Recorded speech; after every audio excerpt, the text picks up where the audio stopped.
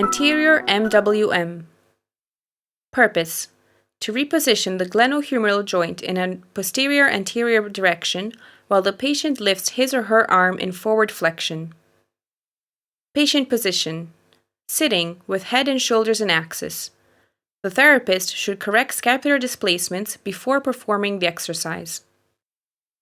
Therapist position: ipsilateral to the shoulder you are treating.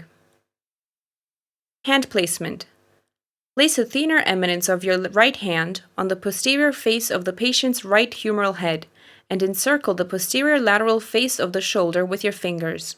Place your left hand palm anteriorly on all of the face of the pectoralis, making sure the space at the level of the glenohumeral joint is free. Procedure: mobilize in PA direction with the thenar and hypothenar eminence of your right hand, following the direction and the axis of the glenohumeral joint. Stabilize with your left hand and look for the correct angle to reposition the glenohumeral joint with your right hand. Stay in this repositioning position while the patient performs anterior flexion movement of his or her arm to the extent that is pain-free.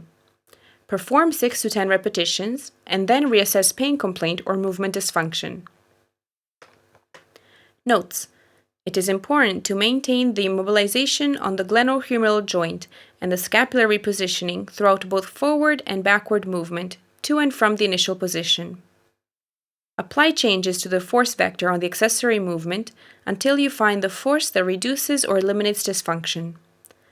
Make sure you apply an appropriate force and direction in repositioning, since an excessive force or an incorrect direction may cause pain and limit the application of the exercise.